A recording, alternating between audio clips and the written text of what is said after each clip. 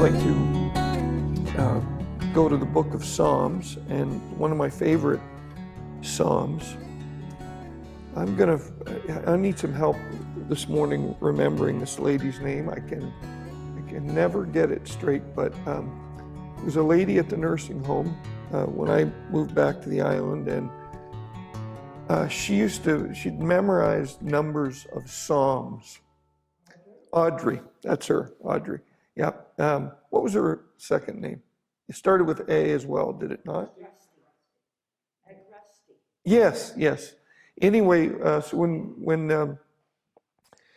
when I used to go in and the other pastors went in to do Sunday services, always I would say, Audrey, would you recite a psalm for us? And Psalm 1 was one of the ones that Audrey had committed to memory, and she'd fuss a little bit when I'd ask her to recite the psalm, but I knew she loved the Psalms, and she loved, I knew she did. You don't commit stuff like that to memory unless you have a certain love for the Psalms. And so I used to absolutely enjoy listening to Audrey recite those Psalms from memory.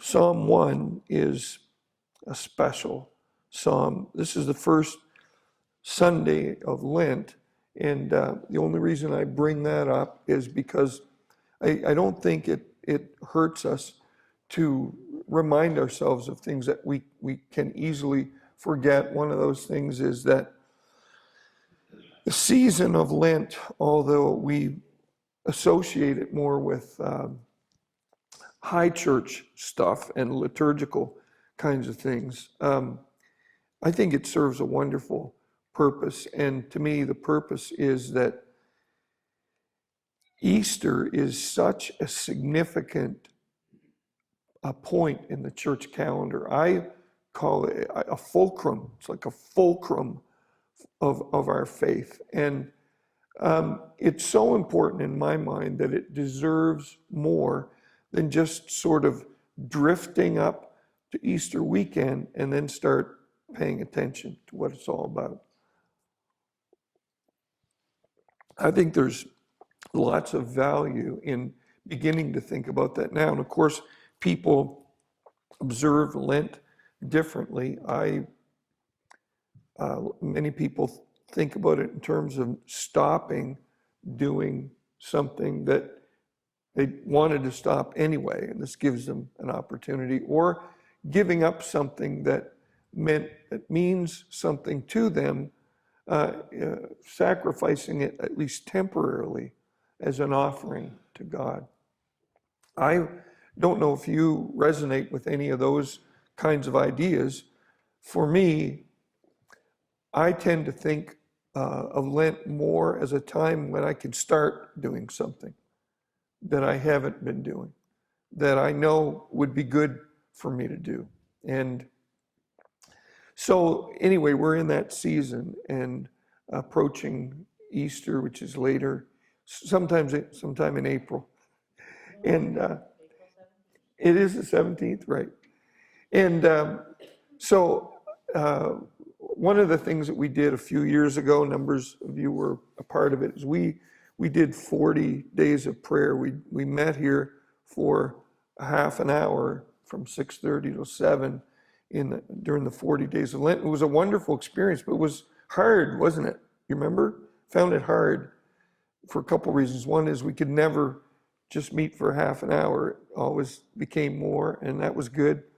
But one of the things I said, well, I've got to do something at least for my own sake. And so my plan is to be here on Wednesday evenings from 6:30 to 7 for a time of prayer. If any of you want to pray with others about something, or just use that time as a weekly refocusing time during Lent, we'll be here 6:30. I'll be here 6:30 to 7 on Wednesday nights. Let me read from Psalm 1 this morning. Blessed is the man who does not walk in the counsel of the wicked, or stand in the way of sinners, or sit in the seat of sinners, or sit in the seat of mockers. But his delight is in the law of the Lord, and on his law he meditates day and night. He's like a tree planted by streams of water, which yields its fruit in season, and whose leaf does not wither. Whatever he does prospers. Not so the wicked. They are like chaff that the wind blows away.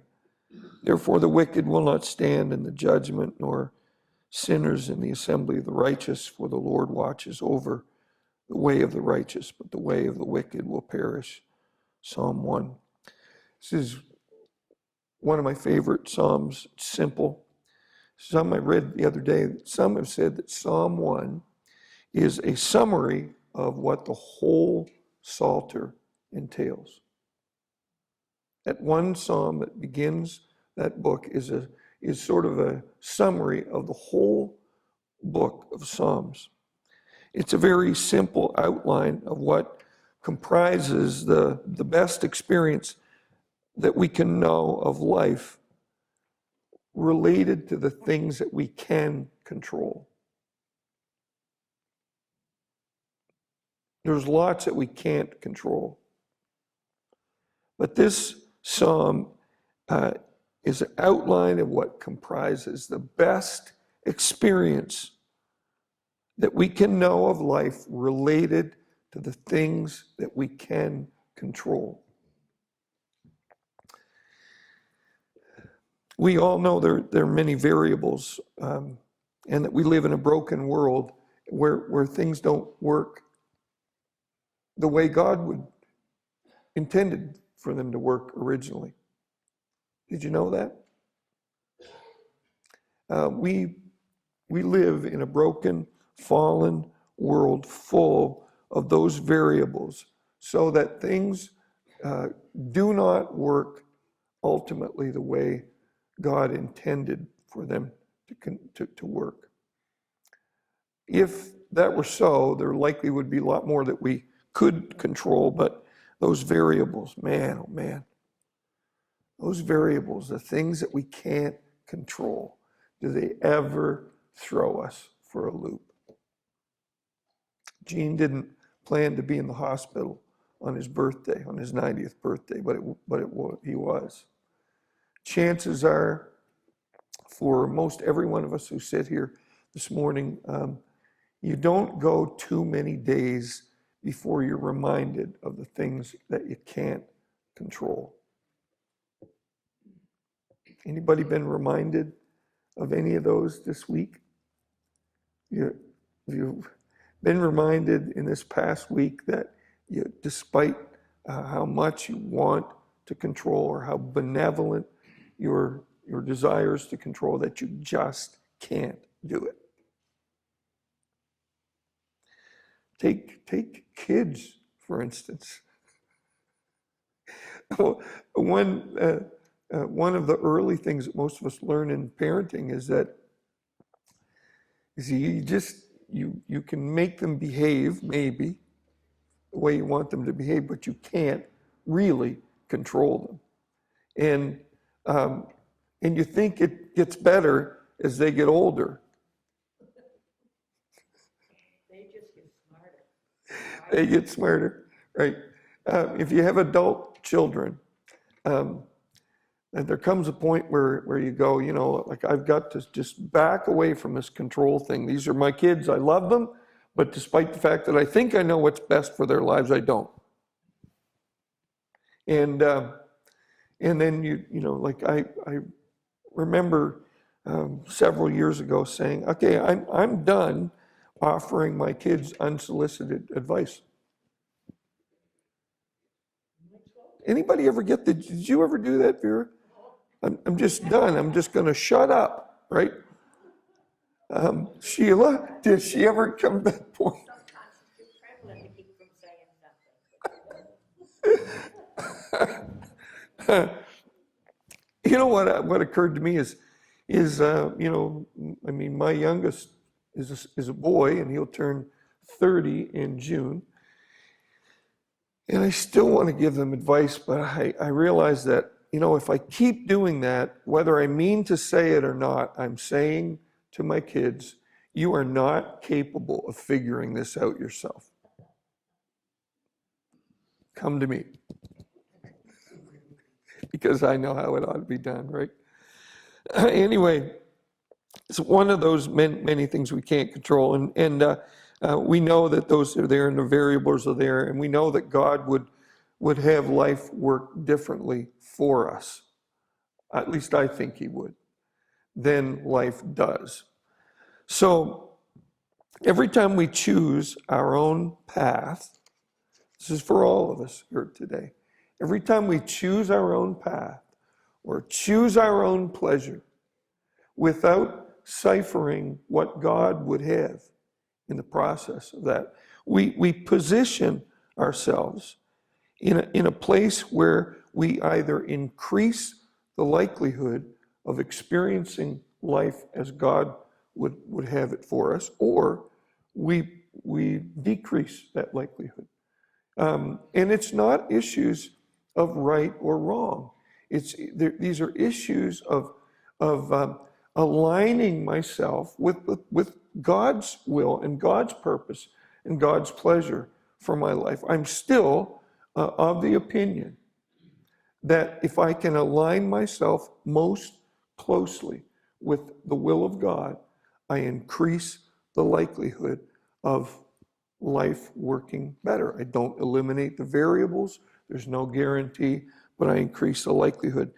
And so I would divide the psalm this morning into three sections. And I think you can recognize them pretty easily.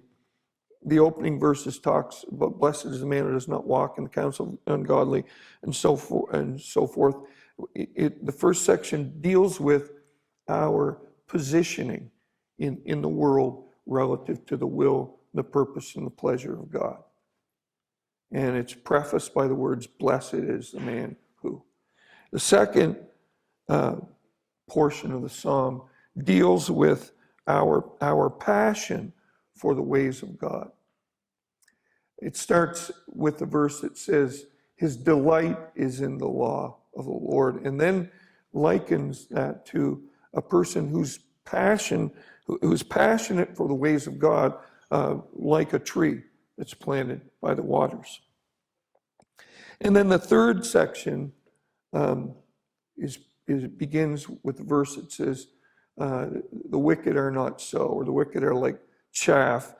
And that has to do with our peril in the world when we're not concerned with the pleasure of God and the will of God for our lives. So our positioning in the world, our passion for the ways of God, and our peril apart from the ways of God.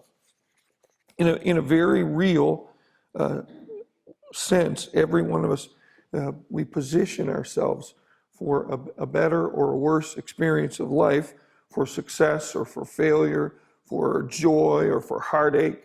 We make decisions and we position ourselves in so many ways every day of life, really.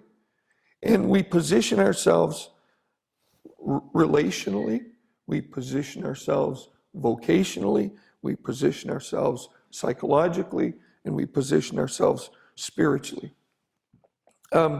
Maybe it's not so critical when we're young children playing and discovering, but you know that at an early age, there are kids that are good for your kids, and there are kids that are not so good for your kids. Again, it's not right or wrong, it's just chemistry. Some friendships are naturally healthy and others are not.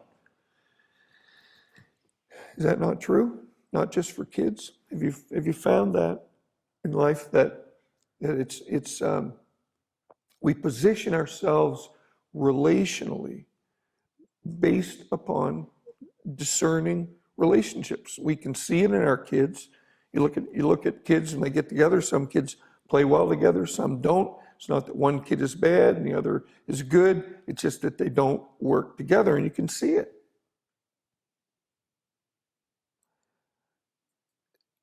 I wonder why we think that's different for adults.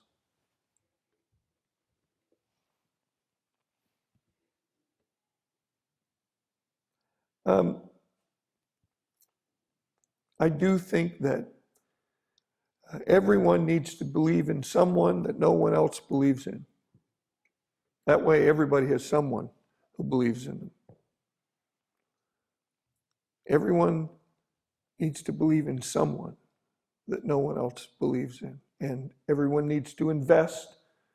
I think everyone needs to invest in someone that no one else is willing to invest in. I think that's called ministry and compassion. I think it's a good thing. But you know as well as I do that when you do that, there are boundaries that are required. I have a friend today that I went to Bible college with who is in the deck in Fredericton, and he's just not well. He's a lifetime alcoholic. He's been living on the streets for the last several months. His dad is from Grand Manan originally, was a pastor. And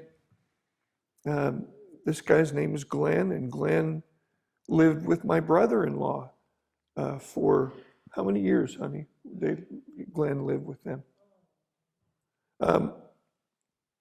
And it stretched them for everything they were worth. There were things that related to Glenn's addictions that constantly were creating conflict in their home. 3 years, yeah. Yep. And they loved Glenn. They absolutely loved him. But there came a point where after that many years, Glenn was no farther ahead than when he came into their home. And they had to come to the place where I had to say, Glenn, I can't do this anymore, right? And I know my brother-in-law and my sister-in-law that well enough to know that was not an easy decision for them because they're helpers. They're people who want to help, right? There's nothing more difficult than coming to a place where you say, I can't do any more. This is taking far more from me than I have left to give. And that's in the addictions scenario. We all know that the same is true in other areas of life for all kinds of different reasons. But there are people like that who just are not good for us. Just the same way as we saw that with our kids. And you don't have to vilify people in the process of trying to find discerning relationships. Because remember, we're talking about positioning ourselves relationally in the world in which we live. The scripture is full of references like that. Bad character corrupts good character. I think that's Proverbs somewhere. And so discerning relationships are, you know how a good network is so important. One of the wonderful networks I'm loving right now is our men's group. We have games night this Tuesday night. We've got a beautiful ping pong table that no one quite knows how to use. The way it should. No, it's not quite true, but it's a little bit true. Anyway, but that is just such a healthy thing for me. And Tuesday night we'll gather here. There won't be a Bible study.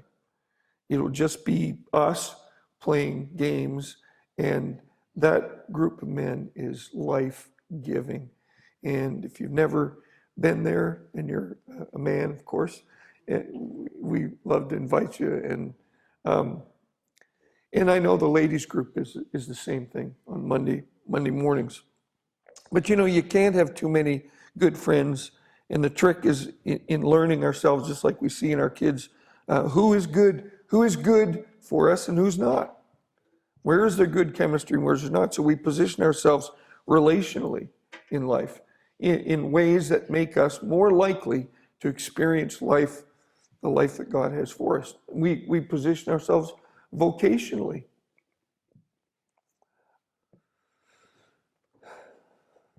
I was absolutely certain when I graduated from high school that I wanted to be a civil engineer. I was good in math and science, and I applied to UNB, and I was going there, planning to go there. But the variable, in this case, was God. He would not leave me alone. He just would not leave me alone. And so I wound up being a preacher. I wanted to be a civil engineer for one reason. Well, actually two. I was good in sciences and stuff, but there was one other reason I wanted to be a civil engineer. What do you suppose that might have been?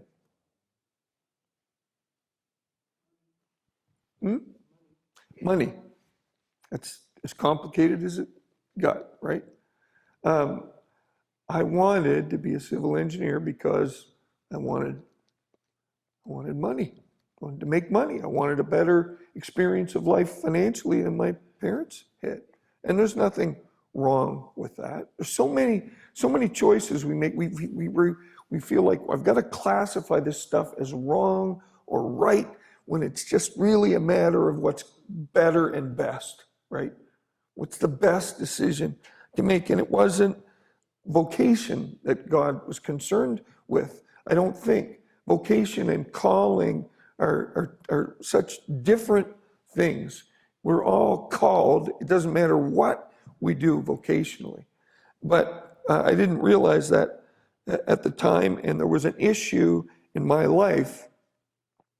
And the issue was whether or not I was more committed to what God wanted in my life, or I was more committed to what I wanted. And that was a hurdle that I had to clear early on in my Christian life, because I realized I had a choice to make, which was I can position myself to know more of life by surrendering the will of God to the will of God than I can by executing the will of Karl.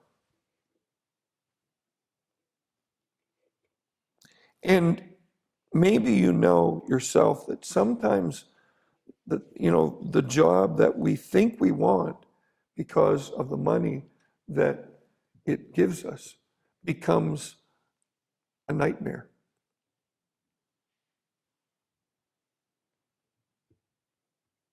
There are people today whose work kills them. Did you know that?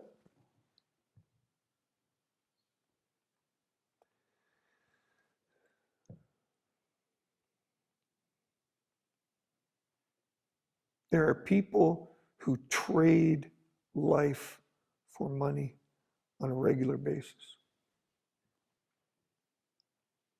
And that's the poorest trade in the world. There are some of you in this room who walked away from vocations like that. There are some of you in this room who saw through that very early in life. And you said, I'm just not going to play that game. And I think that's wonderful. There are people in this room, lots of people in this room, who work really hard to make a living. I work really hard on Sundays.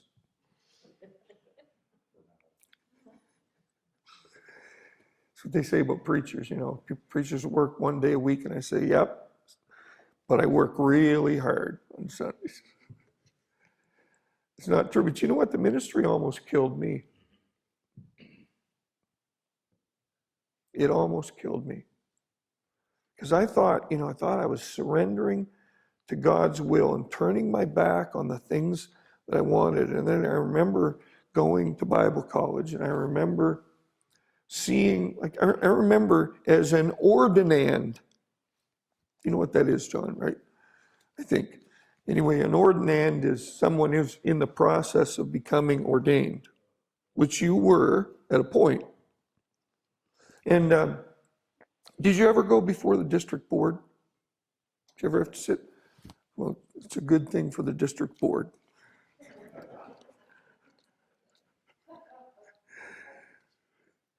Anyway, I remember going. I mean that as a compliment to John. I do, and what I mean is, when I was my third and fourth year of Bible college, we used to have to go and sit in front of the district board of administration. It was a collection of people across the Maritimes and Maine, and they would interview you just to make sure you hadn't become a heretic yet, right? And so in 1976, Elaine and I went to our first church, which was Presque Isle, Maine, and I bought my first car in 1976. It was a 71 Chevy Malibu. It was black, genuine Naugahyde interior, and it was this ugly brown color. Now look, I'm a young guy, right? I paid, I think, $1,200 for the car. And I never enjoyed it one day that I drove. That was the ugliest thing I ever drove in my life. It broke down 3 times on our honeymoon. Yep. And yep. And so why am I telling you about that? Oh yeah. So I went. We put up with that as long as we could, and then I couldn't resist it. I couldn't resist anymore. I wanted to get a nicer car, so we bought in 1977, likely around there, a 75 Dodge Charger. And a couple people going like, "You remember that was a nice car, right?" It was a nice car. It had air conditioning without rolling the windows down, and it was a nice car.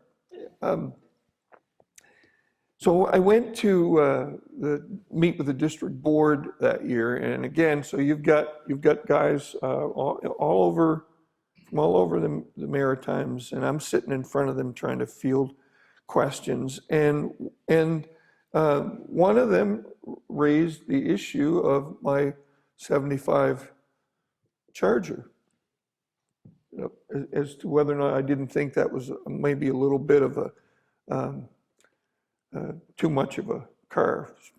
Should a young man going in the ministry have a car that nice?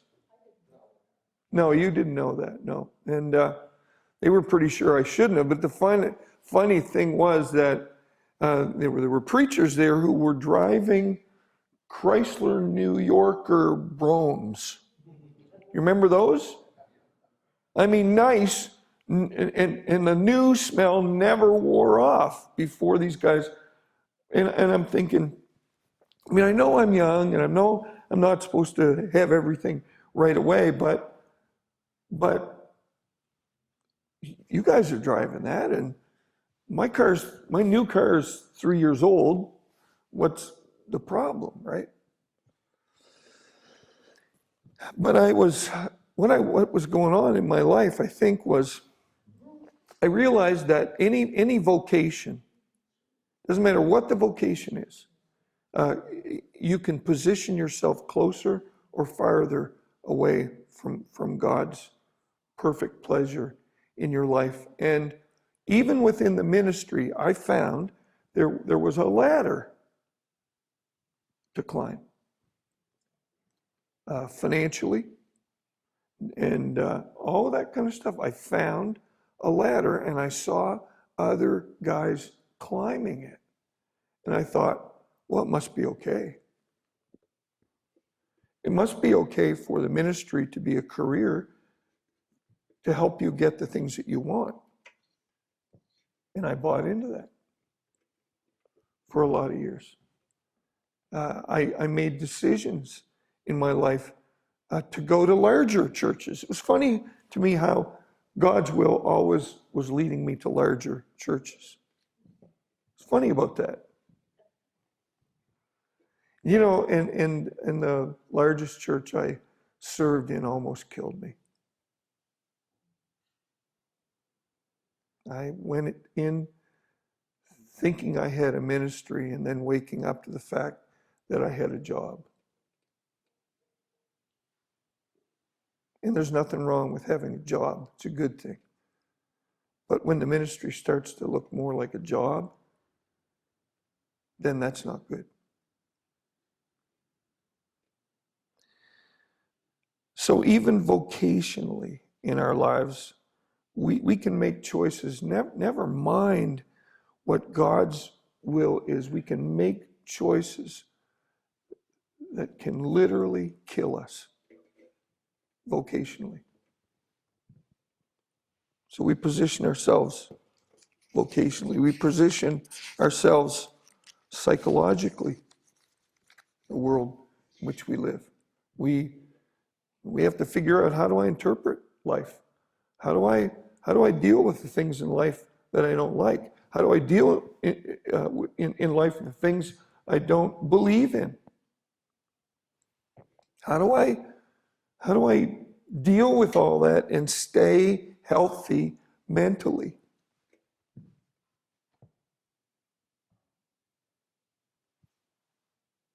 And I think for Christian people, maybe it's even a little more significant, because you know, did you know that a part of this journey spiritually can take you through some very dark places? Did you know that? Did you know that within the church, we can cause people to suffer unintentionally, sometimes intentionally. Because we're great at motivating people through things like shame and guilt.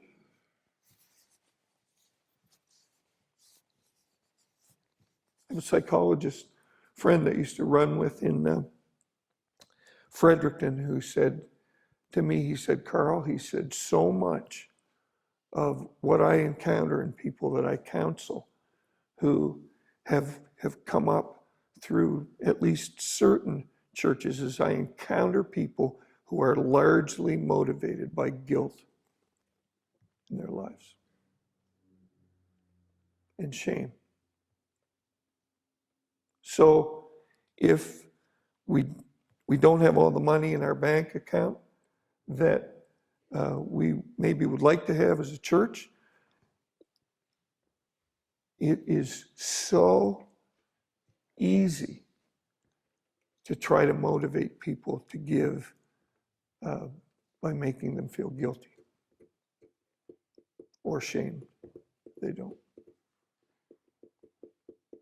And that's just one example. I don't see the Christian life. I think that the motivation in the Christian life is so important. Why we do the things we do. I really only think there's one motivation that counts. I think it's love for God. And I think when we're motivated by things other than a desire to love God and to lift Him, to make Him the central personality of our lives, I think potentially we can get off base pretty easily. Now, there are times, we all know it, when we do what we know we ought to do because we have a sense of obligation, and that's not always bad, right? I think sometimes that sense of obligation becomes important in our lives when love is what creates that, right? Just like we have a sense of obligation in our marriages or our work or anything else. But we position ourselves psychologically by nurturing a healthy perspective. That's what we do. If Christianity does not give us a healthy perspective on life, there's something lacking. Jesus said, I have come that you might have life and have it more abundantly.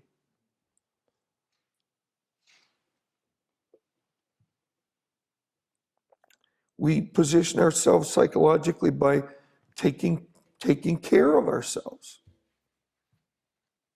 in order to take care of others, by knowing what boundaries are. We take care of ourselves in the Christian life by learning how to be honest with one another. To openly and honestly and fairly be able to represent ourselves without offending other people. To get to the place where you say, you know what, this is who I am and this is what I believe. Doesn't mean I'm better than you. Doesn't mean I'm necessarily right, but this is who I am. And this is the way I see the world. I think there's, we talk about common grace, right? There's common grace that God gives every man and every woman in this world.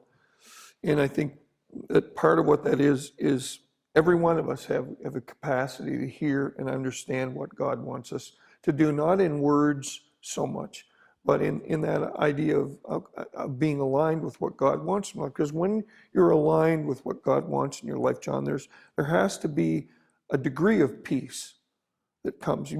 Peace, you make peace with God, you make peace with yourself, right? And so, yeah, like there's common sense even, God, and for me, I look, especially in today's world, I've come back around to realize that common sense is a wonderful gift from God, and certain things just don't make sense to me. And I come back to what makes common sense or reason, right? I think that reason is a part of God's gift to us. And reason always is open. Reason always stays open.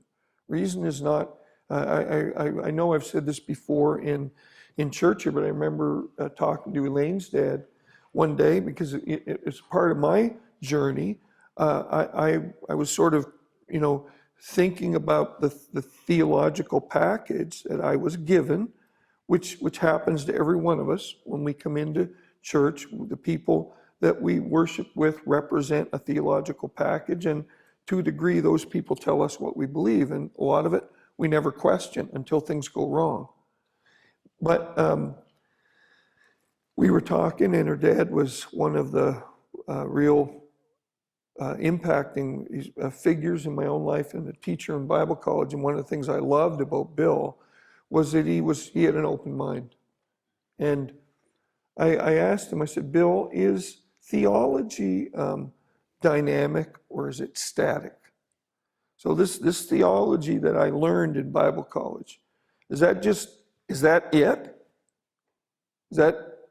Is that going to see me through life? Or is it dynamic? In other words, does it change? It's not that God changes, but my understanding of God changes. And that certainly would be true with many of us in this room, is it not? Just like you think back to your own parents. I saw this little thing this week that said something like, most of us forget as children that we are watching our parents grow up too. Theology is a study of God, and the part of it that I would struggle with a little bit in terms of theology is it makes God like it can make God like the lab rat. Right? I mean, I'm the scientist, and I'm studying the rat in the lab, feeling like I am the superior intellect, and I can then define life according to my understanding of what it is that I'm studying, right? Well, you and I know we can't do that with God.